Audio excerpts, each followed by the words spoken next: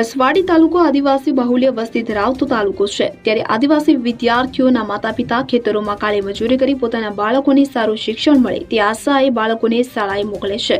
ત્યારે સરકાર આદિવાસી વિસ્તારમાં સારું શિક્ષણ મળે તે હેતુથી કરોડો રૂપિયા શિક્ષણ પાછળ ખર્ચે છે। ત્યારે સરકારનો મસમોટો પગાર વસૂલતા શિક્ષકો જાણે બોડી બામણીનું ખેતર હોય તેમ સમયસર શાળાએ જતા નથી। ત્યારે જાગૃત યુવાનો દ્વારા અમારા પ્રતિનિધિને જાણ કરતા અમારા પ્રતિનિધિએ બોરવાણી પ્રાથમિક શાળાની મુલાકાત લેતા શાળાના સમયે શિક્ષક હાજર ન મળતા સંચાલકોના ભરોસે શાળામાં માત્ર એક સંચાલક હાજર જોવા મળી આવ્યો હતો।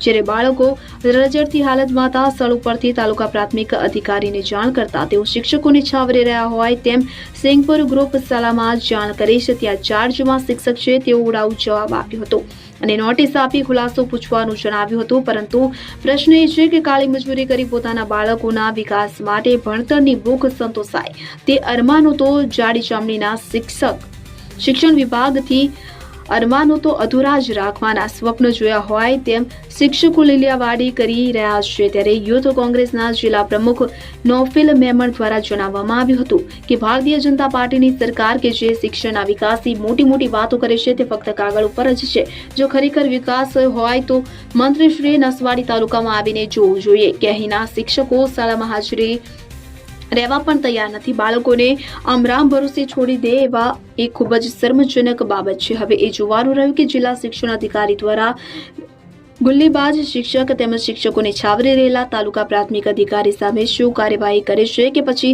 જિલ્લા શિક્ષણ અધિકારી ખુલાસો પૂછી સંતોષ માનશે કે પછી આદિવાસી વિસ્તારમાં આવતી ઊંડાણ વિસ્તારની શાળાઓની મુલાકાત લઈ ગુલ્લીબાજ શિક્ષકોને તેમની ફરજનું ભાન કરાવશે।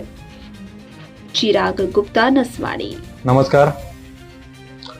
આજે ખૂબ શરમજનકની વાત કહેવાય કે નસવાડી તાલુકાના બોરવાણી ગામે જે પ્રાથમિક શાળા ચાલે છે એ પ્રાથમિક શાળામાં કોઈ શિક્ષક નથી। આજે અમે જોયું તો શાળાના જે બાળકો છે 1 થી 5 ધોરણના એમને ફક્ત એક પેલો સંચાલક છે એ લઈને બેઠો હતો। એક છોકરો આમ જાય, એક છોકરો આમ જાય, છોકરાઓની કોઈ વ્યવસ્થા નથી।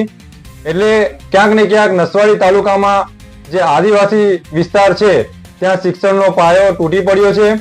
ભારતીય જનતા પાર્ટીની સરકાર જે શિક્ષણ ઉપર ભાર આપે છે અને શિક્ષણ માટે અમે આટલા રૂપિયા ફાળવ્યા, અમે આટલી ગ્રાન્ટો આપી, અમે શિક્ષણનો આટલો વિકાસ કર્યો, અમે આટલા વિદ્યાર્થીઓનો વિકાસ કર્યો, આ જે વાતો કરે છે એ ફક્ત ને ફક્ત કાગળ ઉપર વાતો કરે છે।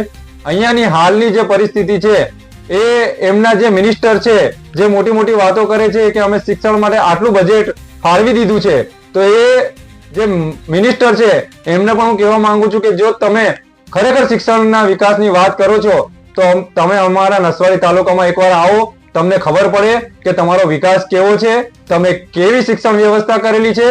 તમારા જે શિક્ષકો છે એ આજે સ્કૂલમાં હાજર રહેવા માટે તૈયાર નથી અને છોકરાઓને રામ ભરોસે છોડી દીધા છે।